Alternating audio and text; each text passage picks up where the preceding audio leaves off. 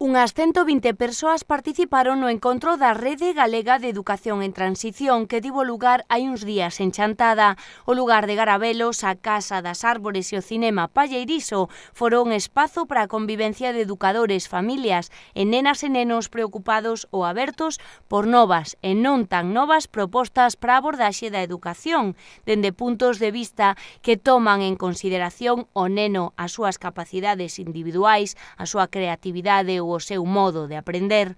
O espazo sí que dá perfectamente para solventar, se fixeron grupos de traballo, no Palleiriso había charlas, os nenos tiñan os espacios ademais da Casa da Árbore, un espacio abaixo, co material que nos cedeu a Sociedade Miudiño, todo gratuitamente. Eu creo que é moi importante decir que todas as persoas colaboraron sin cobrar nada, persoas profesionais. Tarabelos fixo unha función de títeres, Miudiño deu unha charla sobre brinquedos de madeira, nos deixou todo o material ali, viñeron profesionais das 4 provincias, da escola pública, da escola privada, de autoxestionados, incluso de movimento de homeschooling, de nenos ou familias que deciden non escolarizar os nenos. É dicir, que foi como un intercambio maravilloso para min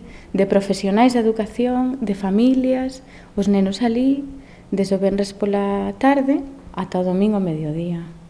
Experiencias educativas podemos dicir que alternativas e complementarias que son hoxe realidade e puxéronse en coñecemento dos asistentes co fin de repensar algunhas perspectivas neste eido. É un pouco abrirnos os ollos uns aos outros, non? Tanto profesionais como familias. Cousas que xa se están facendo, viñeron as da CRA de Gondomar, que levan xa o segundo curso, que están traballando de outra forma, poñendo o foco de atención no neno, lle chaman, que me parece maravilloso, non? A entrada amable no colexio, non? Darlle un pouco a volta, e son cousas que xa se están facendo, non son utopías, son persoas que viñeron, nos contaron, levan anos, outros proxectos posibles, non? Como a Escoliña de Vilar, que é autoxestionado por familias, cos seus propios cartos. É dicir, que as conclusións son abramos os ollos, e desde a rede están xa traballando con un documento base para mostralo a todos os colexios, a todos os colectivos que lles interesen, e poñendo como 5 ou 6 puntos básicos, ¿no? Sobre todo, eu me quedo coa palabra amable, porque me parece que en educación os que traballamos con nenos temos que ter esa sensibilidade de calma, relax, o neno é o principal, as familias somos parte do sistema educativo, e os profesionais temos que estar uns aprendendo de outros, non?